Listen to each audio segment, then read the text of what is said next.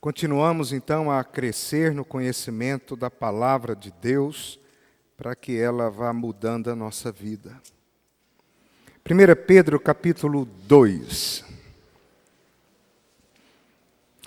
Nosso último encontro em dezembro, o apóstolo Pedro, depois de falar do que Deus fez por nós como igreja, Ele é bendito, Ele nos revela por meio do Espírito Santo, nos chama a cingir-nos com o nosso novo homem, a esperar inteiramente na graça dEle, como filhos da obediência. Ele lida com a igreja em Roma,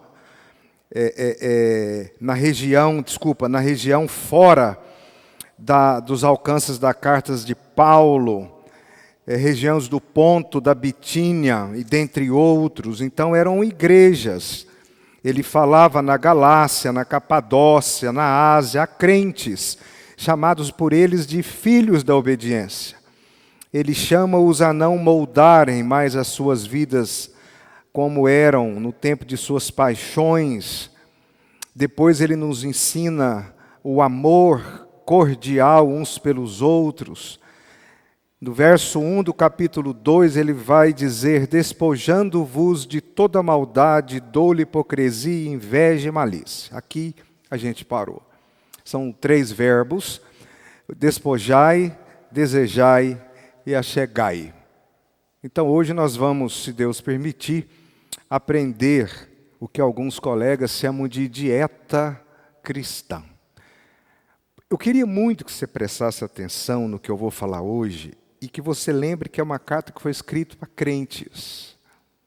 Porque quando chegar na parte social da carta, você não me matar, não me apedrejar, quando ele for falar do marido, da mulher, da submissão, dos filhos e dos escravos, e dos reis, e dos senhores. Se nós não formos vivendo a carta, quando chegar no capítulo 2, verso 18, quando ele começa a dizer: servos, sede submissos, porque isso é grato. Quando chegar no verso 8, ele fala do amor fraternal, aponta para as mulheres: sejam vós igualmente aos servos submissas. Depois ele fala no verso 7 do capítulo 3, maridos, sejam vós igualmente aos servos, às mulheres submissas. E assim por adiante. Por quê? Porque ele lida com gente cheia do Espírito Santo. Tá?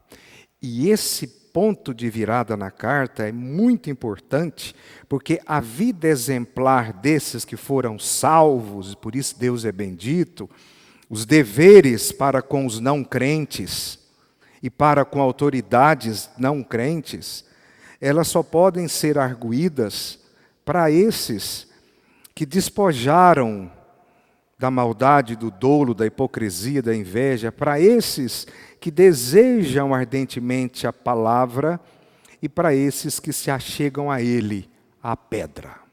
Dito isso, eu quero que você leia comigo o verso 2 e 3 somente. Vamos juntos? Desejai, a igreja,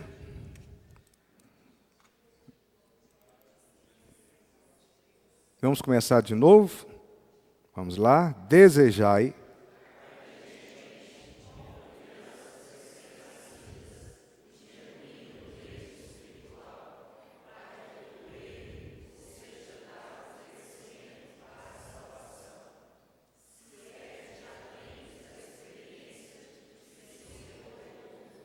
Oremos. Senhor, em nome de Jesus, obrigado pela sua palavra. Nos alimente a mim, meus irmãos. Eu sou pó do pó. Não sou digno nem de abri-la, nem de lê-la, quanto mais de expô-la. Mas nós fazemos isso, tanto meus irmãos quanto eu, por causa de Jesus Cristo. Amém. O apóstolo Pedro escreve a uma igreja que nessa época já era pressionada dentro do império. Ela é chamada de dispersa e tentada a buscar atalhos espirituais, como era comum naquela época, por conta da perseguição. E ele não oferece estratégia nem política, nem técnica de sobrevivência social para eles, mas ela aponta para o único caminho: crescer pela palavra. É isso que o texto vai dizer. Então eu queria que você colocasse esse livro no centro do que você vai ouvir hoje. Por isso que eu até falei com a minha filha. Não falei, filha? Lá no carro. Eu queria que você prestasse muita atenção hoje. Porque é uma chave importante para a obediência. Desejar a palavra. Respeitar a palavra. Então, diante de tantas possibilidades que essa igreja, até falamos hoje lá no aniversário do Pedro e da Luísa, eu, Danilo e Fausto, de tanta possibilidade, de tanta coisa, parece que se perder uma coisa que o Saião tem tentado trazer de volta: Cristo, por meio da palavra. Coisa para criança. Então, ele aponta para o único caminho para crescimento como salvos. É alimentar-se de Cristo, que é encontrado na palavra. Não tem outro. Um dia o João me perguntou, você lembra, João? Como que eu faço para crescer, você lembra? Eu falei, só tem 2 jeitos. Ora, acaba de orar, lê. Acaba de ler, ora. Talvez por isso a igreja contemporânea é tão anã e amiudada. Porque talvez orar ela até ora. Errado, mas ora. Mas é a palavra. É uma igreja que não conhece a palavra. Então vamos lá. Não existe crescimento espiritual para nós, crentes. Porque, senão, veja, o objetivo de desejar é para crescer, não é para ser salvo. Ele está falando para os filhos da obediência. Vocês nasceram de novo, certo? Agora precisa crescer. Como é que faz? Tem que beber o leite da palavra. Igual criança. Senão vai ficar tudo raquítico. Crente velho, mas pititico. Não tem palavra.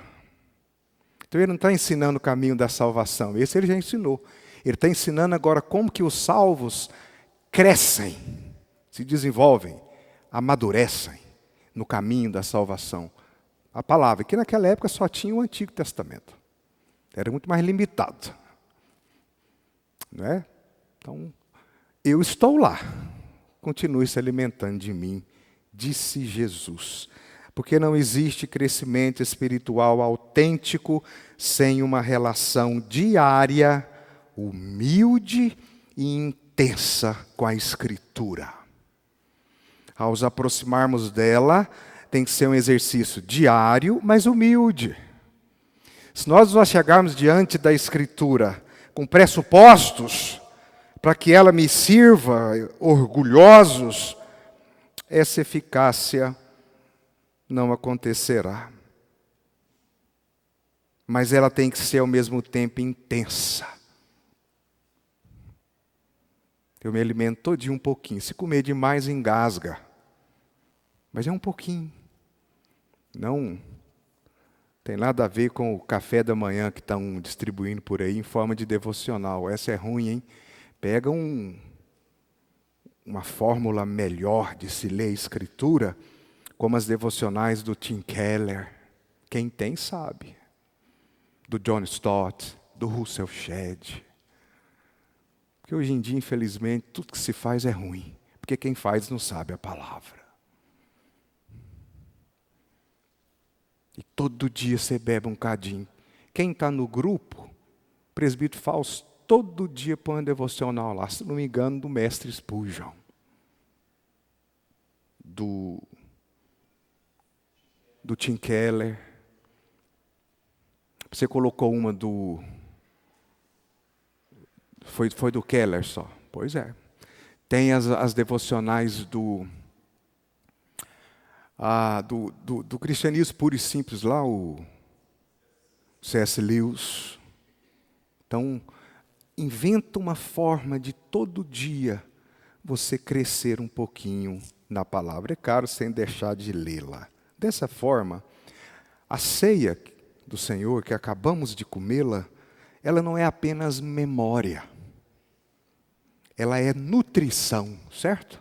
Nós oramos porque nós fomos alimentados. Pois bem, a palavra e a ceia caminham juntos. É mais ou menos isso, elas nos nutrem. Por isso que as marcas de uma verdadeira igreja é palavra e sacramento.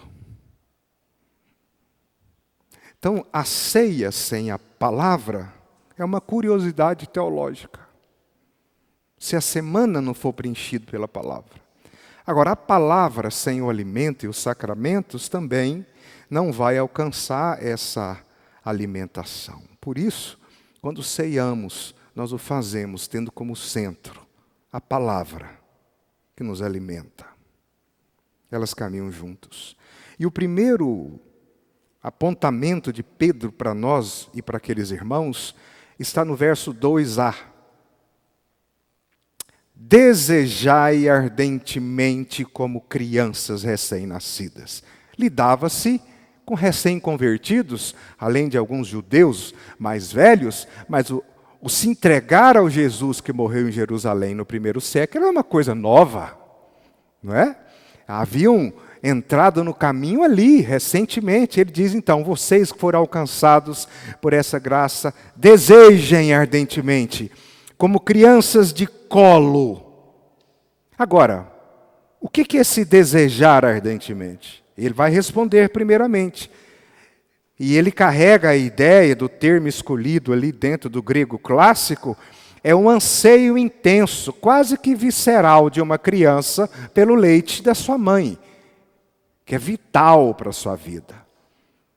Então, o desejar ardentemente tem 3 coisas que ele não é. Primeiro, não é curiosidade teológica. Não é. Então, você pode até ser curioso. Então, você vai se aproximar da Escritura, da Bíblia como ciência. Não é? Quem faz isso muito bem é o Pondé. Ele tem até um curso que chama Jesus, mas ele é um ateu não praticante.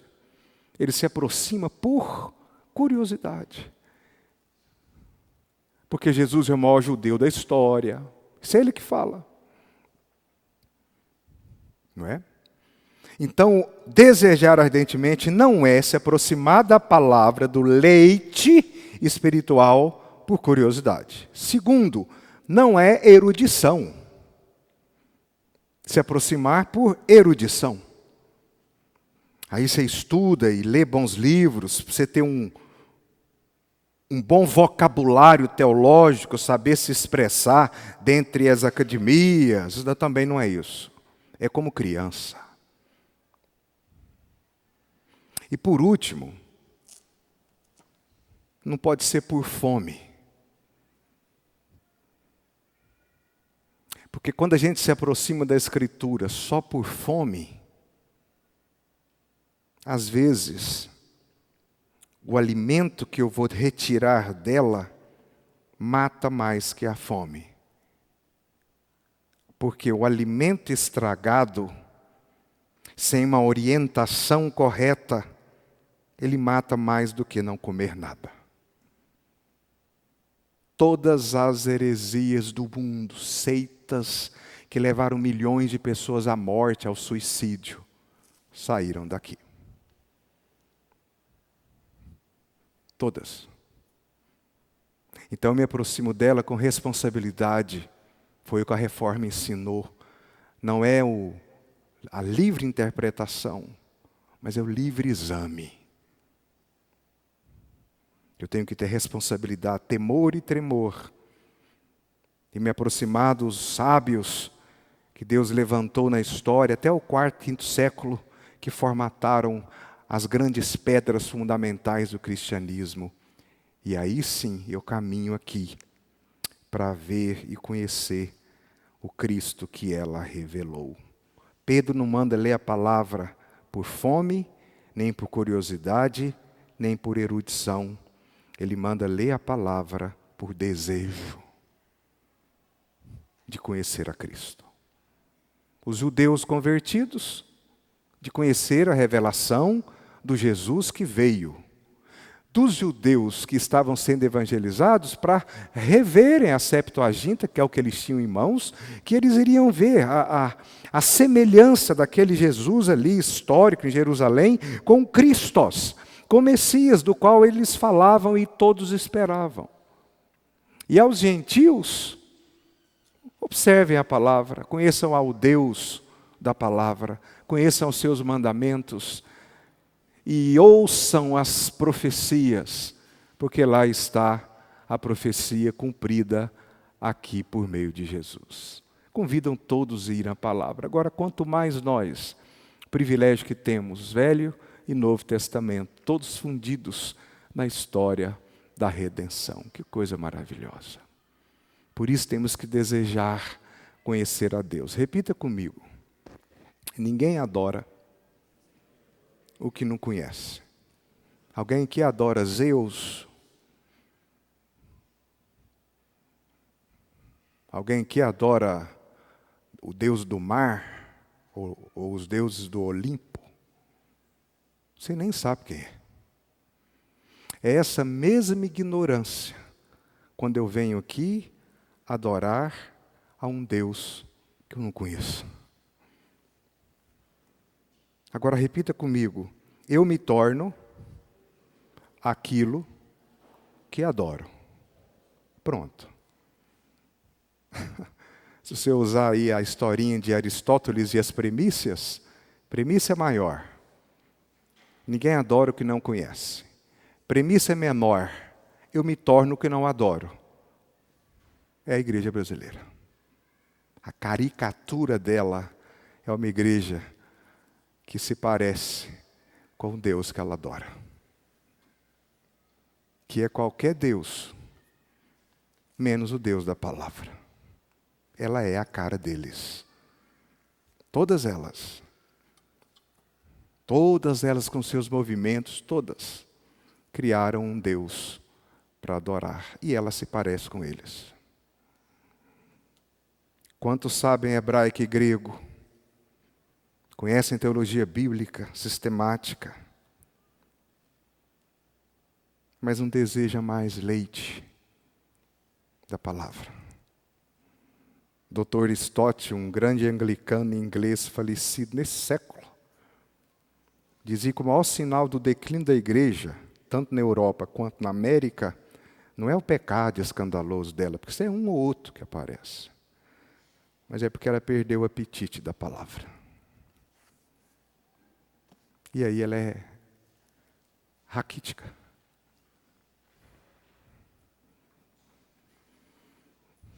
E aí nós oramos nesse primeiro.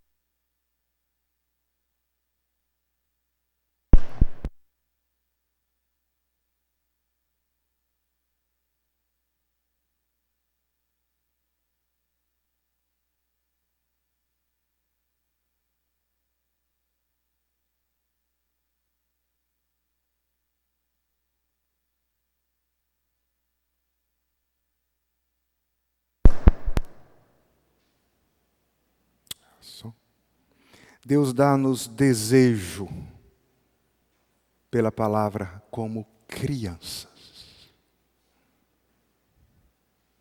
Apenas por conhecê-lo. É adorar a Deus por nada. Eu sou treinado a adorá-lo por alguma coisa. A conhecê-lo para dar aula. Eu quero ver você conhecê-lo por nada. Esse é o desejo que iríamos ter. Segundo, eu vou responder no texto, Pedro vai dizer qual é o desejar ardentemente o genuíno leite. A pergunta, do que Pedro fala? Claro, o genuíno leite é, antes de tudo, leite espiritual. Criança bebe leite. É a palavra, é alimento. Mas esse termo é importantíssimo. Genuíno. Vocês devem desejar o genuíno leite espiritual. Então ele fala de um leite não adulterado. O Roger pode ensinar isso para nós muito bem. Não adianta você beber leite que foi colocado água. Ele vira ralo e aí perde todos os elementos não é, que ele deveria ter, mas ele também é espiritual. Ele não está falando do leite da cabra, nem da vaca. Ele está falando da palavra que procede de Deus e que pode ser adulterada, e ao invés de alimentar, ela mata, ou pior, ela deixa a pessoa com fome, malnutrida, e ela vai morrer de fome, de desnutrição. Então eu tenho que desejar o leite espiritual, que é a palavra pregada, ensinada e aplicada com fidelidade, sem diluição e sem concessões culturais. Principalmente esse termo para hoje em dia.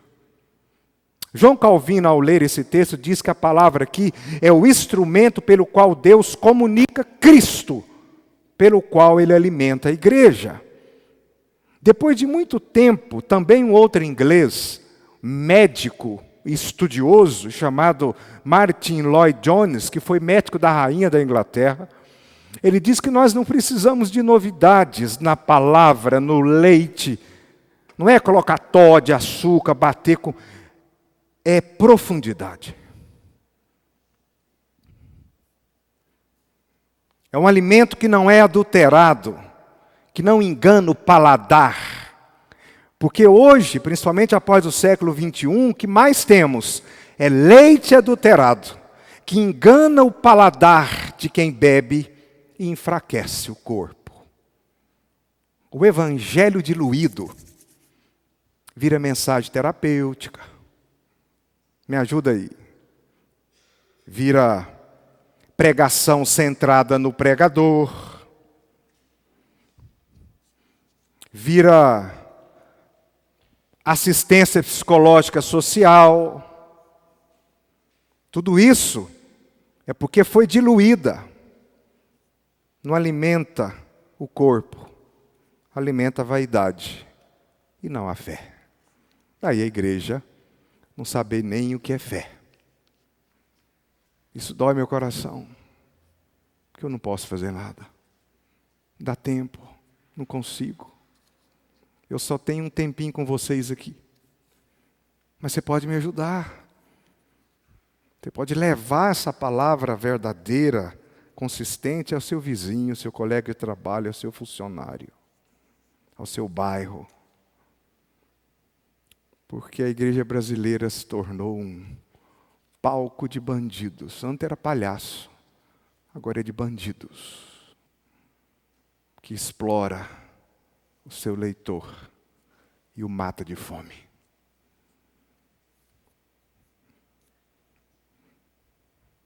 Porque ele vai dizer, no verso 2, lá no final, desejai esse leite. Para quê, Pedro? Porque é por ele que vos é dado o crescimento para a salvação. Olha o importante da palavra. A palavra é que dá o crescimento para a igreja salva. Olha isso, cara. Então você é salvo.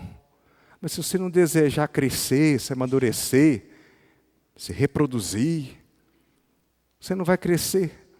Por isso que ele fala que vocês devem desejar e comer das Escrituras, para que por elas seja dado a vocês, pela mesma graça, via a palavra, o crescimento.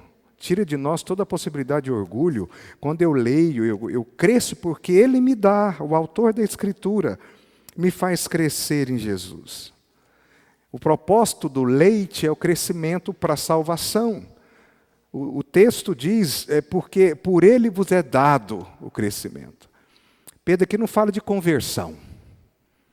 É de maturação contínua por meio do leite da palavra. Contínua. Cada dia um pouquinho.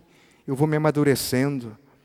Não é? Crescimento não é opção para a igreja salva, mas é a evidência da vida de quem um dia conheceu a Cristo. Ele está crescendo. Ele está se amadurecendo. Se ele faz isso fora da Escritura, ele pode ter tomado um caminho errado sem saber, porque ninguém adora o que não conhece. E nós somos uma fábrica de deuses. Você brincou, você faz um Deus para você. Porque desde que a gente saiu de Adão, nós estamos atrás do Deus que a gente largou. E nesse caminho a gente vai inventando outros. E a gente é uma fábrica de deuses. Calvino usava a palavra ídolos em francês, mas é deuses. É impossível a gente criar Deus dentro de uma igreja forte, biblicamente. É só você ler a história das seitas contemporâneas, de onde elas saíram. Eu não vou dar nome, porque vai saber.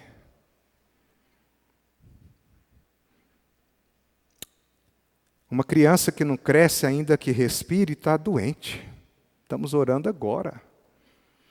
A Glau ficou o tempo inteiro mandando leite numa bombinha que era tirada lá na UTI para levar para colocar na sonda da Lívia. Porque ela precisava de leite para sobreviver forte. E na igreja, a vida sem crescimento ou crescimento sem profundidade? Ou os dois? Uma vida, então a nossa igreja tem 160 anos, mas a maturidade é do neném de 20 dias. É olhar para a igreja de Corinto, uma igreja imatura, apesar de ter sido fundada e pastoreada por Paulo. Olha a igreja de Éfeso, em Efésios, fundada, pastoreada só por mestre, Paulo, Apolo. Se você lê o Apocalipse, você lê uma das 7 que acabou. Porque ela deixou de se alimentar, foi ficando fraquinha, inventou um outro Deus, e ele diz, pare, volte ao seu primeiro amor. Você faz coisa demais, mas não sabe para quem nem para quê. Que é uma coisa que a igreja tem que tomar muito cuidado, essa superatividade. A igreja tem que andar ao redor da palavra. Dr. Spruhen, o editor da Bíblia de Genebra, eu acho que a maioria aqui o conhece por causa da Bíblia de Genebra, já morreu clinicamente também. Ele dizia assim, Deus não nos chama apenas para começar bem, é a salvação de Pedro 1, mas para preservar até o fim, e para isso precisamos do leite da palavra, fecha aspas. Por último, se é que já tendes a experiência de que o Senhor é bom, aqui ele está citando um salmo. Salmo 34:8, provai e vede que o Senhor é bom. Prova dele, conheçam-o. A base do desejo do texto é uma experiência com a graça, ou seja, o desejo vem da graça, não vem de nós, senão leia lá. Desejar ardentemente como criança, recém-nascido, genuíno de leite, prepara que ele se põe o outro. Se é que já tendes a experiência, é uma experiência construída de que o Senhor é bondoso. Ou seja, é uma coisa que vem do conhecimento da graça. Experimentando a graça, agora eu vou desejar a palavra. De modo que a base do desejo pelo leite é a experiência com a graça de Deus em Cristo Jesus.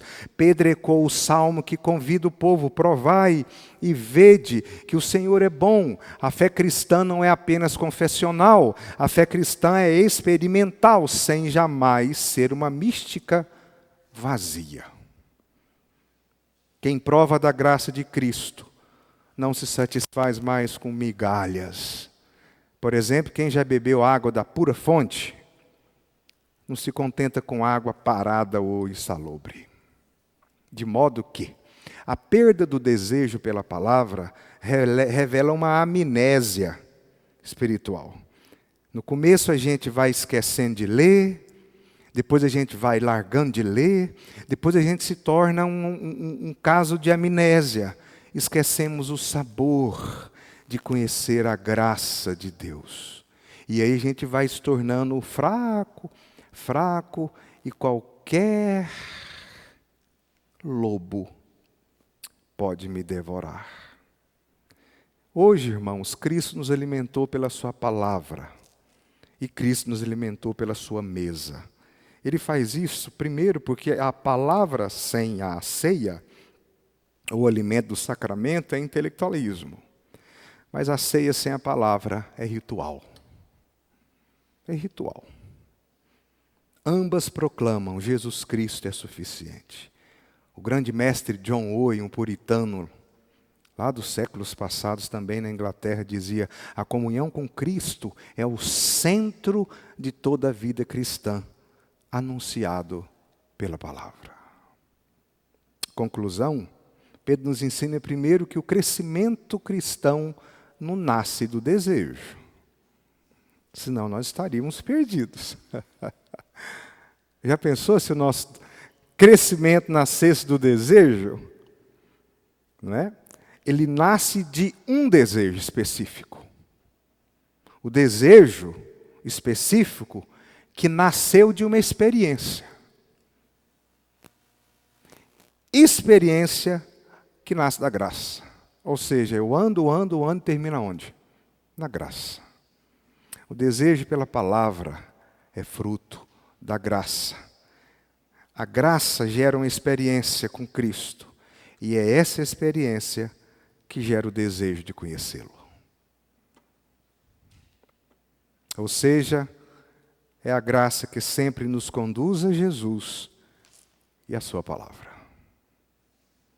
Que essa ceia não seja para nós outra ceia, uma rotina, um costume, uma tradição, mas que seja a renovação do nosso apetite, ou a mudança da nossa dieta.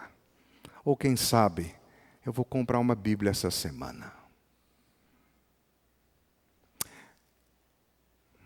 Eu vou terminar, meu tempo é até 8h30 no máximo, mas eu não quero ser aqui cafona nem velhote, mas se você não tiver uma Bíblia de papel, você não vai ler.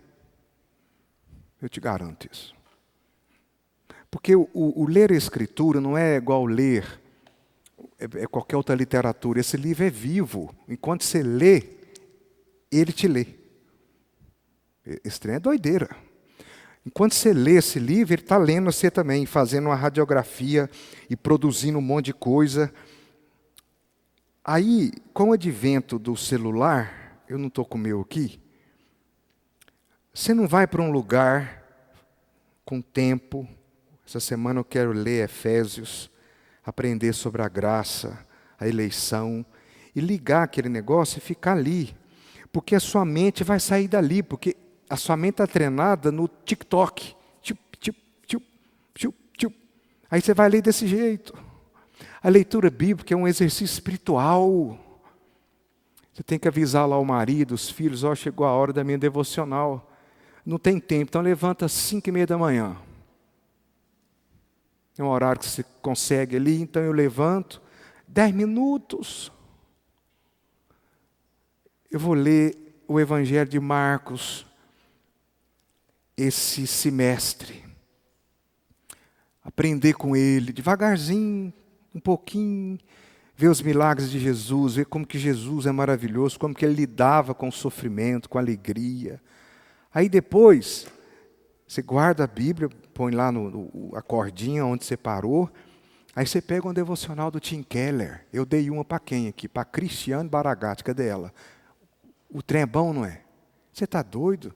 Aquilo lá é whey. Tim Keller é whey. Não vai ensinar você coach. Eu te dou um nome de 10 aqui, a que mais está vendendo, coach. Se você quer comida, para a hora que o doutor falar é câncer. Você falar, está tudo certo. Eu sei em quem eu tenho crido. Se você quer comida para te amadurecer, te fortalecer, é Tim Keller, é C.S. Lewis, é Spurgeon dia e noite. Puxa, essa é boa, hein? Custa 30 conto. Spurgeon dia e noite. Não, manhã e noite. De manhã você come, à noite você come. Como que não cresce? Quero ver não crescer. Mas se você ficar com essas que está aí, é leite diluído com água, ainda se coloca dentro veneno. Por isso que além de você não crescer, você está morrendo. Porque comida estragada, que sai daqui, estragaram, pega o que está aqui, estraga e te dá. É melhor então não ler. Fica só vindo aqui no culto. Você vai morrer mais lentamente. Pede a Deus para renovar seu apetite. Eu quero desejar como criança a palavra. Revela-se para mim, Jesus. Eu quero conhecer o Senhor para me parecer com o Senhor. Para eu saber o que é o culto, o que é sacramento. Mas não é para saber, para ensinar, não. É para mim. É em troca de nada. É para eu conhecê-lo. Porque o Senhor é o Deus da minha salvação. E eu quero ver e provar que o Senhor é bom. Vamos ficar de pé?